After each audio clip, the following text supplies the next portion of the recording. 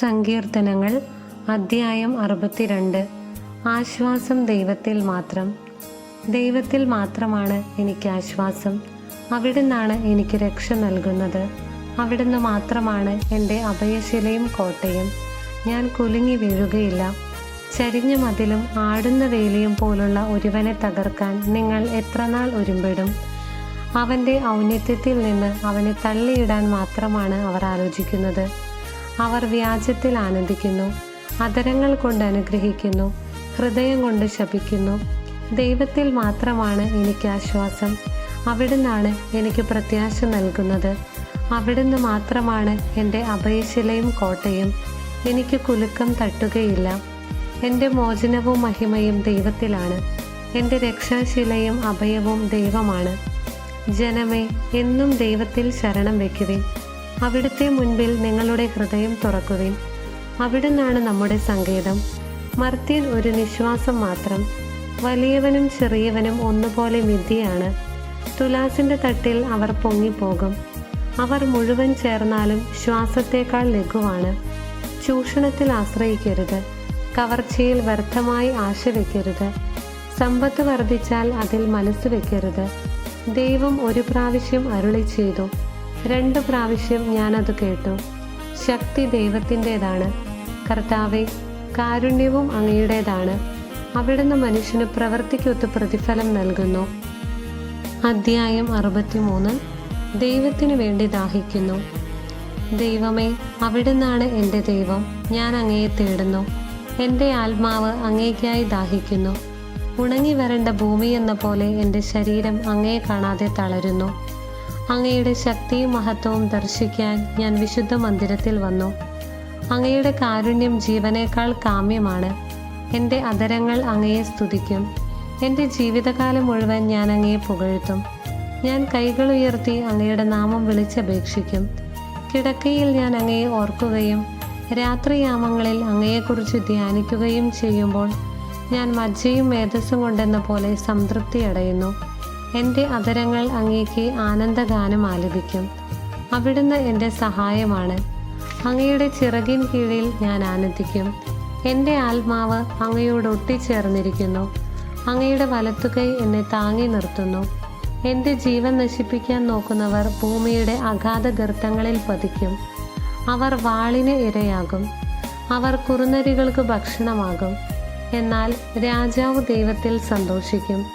അവിടുത്തെ നാമത്തിൽ സത്യം ചെയ്യുന്നവർ അഭിമാനം കൊള്ളും. നുണയരുടെ വായ് അടഞ്ഞു പോകും. അധ്യായം 64. കുടില ബുദ്ധിയെ തകർക്കണമേ. ദൈവമേ, എൻ്റെ ആവലാതി കേൾക്കണമേ. ശത്രുഭയത്തിൽ നിന്ന് എൻ്റെ ജീവനെ രക്ഷിക്കണമേ. ദുഷ്ടരുടെ ഗൂഢാലോചനകളിൽ നിന്നും ദുഷ്കർമ്മികളുടെ കുടില തന്ത്രങ്ങളിൽ നിന്നും എന്നെ മറയ്ക്കണമേ. അവർ തങ്ങളുടെ നാവുകൾ വാളുപോലെ മൂർച്ചയുള്ളതാക്കുന്നു. അവർ പരുഷവാക്കുകൾ അസ്ത്രം പോലെ തൊടുക്കുന്നു. അവർ നിർദോഷരെ ഒളിഞ്ഞിരുന്ന് എയ്യുന്നു. പെട്ടെന്ന് കൂസലെന്നിയെ എയ്യുന്നു. അവർ തങ്ങളുടെ ദുഷ്ടലക്ഷ്യത്തിൽ ഉറച്ചു നിൽക്കുന്നു. എവിടെ കെണിവെക്കണമെന്ന് അവർ ആലോചിക്കുന്നു. അവർ വിചാരിക്കുന്നു, ആരു നമ്മെ കാണും? നമ്മുടെ കുറ്റകൃത്യങ്ങൾ ആര് കണ്ടുപിടിക്കും? കൗശലപൂർവമാണ് നാം കെണിയൊരുക്കിയത്. മനുഷ്യൻ്റെ അന്തരംഗവും ഹൃദയവും എത്ര അഗാധം! എന്നാൽ ദൈവം അവരുടെ മേൽ അസ്ത്രമയക്കും. നനച്ചിരിക്കാതെ അവർ മുറിവേൽക്കും. അവരുടെ നാവു നിമിത്തം അവിടുന്ന് അവർക്ക് വിനാശം വരുത്തും. കാണുന്നവരെല്ലാം അവരെ പരിഹസിച്ച് തല കുലുക്കും. അപ്പോൾ സകലരും ഭയപ്പെടും. അവർ ദൈവത്തിൻ്റെ പ്രവൃത്തിയെ പ്രഘോഷിക്കും. അവിടുത്തെ ചെയ്തികളെക്കുറിച്ച് ധ്യാനിക്കും. നീതിമാൻ കർത്താവിൽ സന്തോഷിക്കട്ടെ. അവൻ കർത്താവിൽ അഭയം തേടട്ടെ. പരമാർത്ഥ ഹൃദയർ അഭിമാനം കൊള്ളട്ടെ. അധ്യായം 65. സമൃദ്ധി ചൊരിയുന്ന ദൈവം. ദൈവമേ, സിയോനിൽ വസിക്കുന്ന അങ്ങ് സ്തുത്യർഹനാണ്. അങ്ങേക്കുള്ള നേർച്ചകൾ ഞങ്ങൾ നിറവേറ്റും. പ്രാർത്ഥന ശ്രവിക്കുന്നവനെ, മർത്യരെല്ലാം പാപഭാരവുമായി അങ്ങയുടെ സന്നിധിയിൽ വരുന്നു. അകൃത്യങ്ങൾക്ക് അടിമപ്പെടുമ്പോൾ അങ്ങ് ഞങ്ങളെ മോചിപ്പിക്കുന്നു. അങ്ങയുടെ അങ്കണത്തിൽ വസിക്കാൻ അങ്ങ് തന്നെ തിരഞ്ഞെടുത്തു കൊണ്ടുവരുന്നവൻ ഭാഗ്യവാൻ. ഞങ്ങൾ അങ്ങയുടെ ആലയത്തിലെ വിശുദ്ധ മന്ദിരത്തിലെ നന്മ കൊണ്ട് സംതൃപ്തരാകും. ഞങ്ങളുടെ രക്ഷയായ ദൈവമേ, ഭീതികരമായ പ്രവൃത്തികളാൽ അങ്ങ് ഞങ്ങൾക്ക് മോചനമരുളുന്നു. ഭൂമി മുഴുവൻ്റെയും വിദൂര സമുദ്രങ്ങളുടെയും പ്രത്യാശ അവിടുന്നാണ്. അവിടുന്ന് ശക്തി കൊണ്ട് അരമുറുക്കി പർവ്വതങ്ങളെ ഉറപ്പിക്കുന്നു. അവിടുന്ന് സമുദ്രങ്ങളുടെ മുഴക്കവും തിരമാലകളുടെ അലർച്ചയും ജനതകളുടെ കലഹവും ശമിപ്പിക്കുന്നു.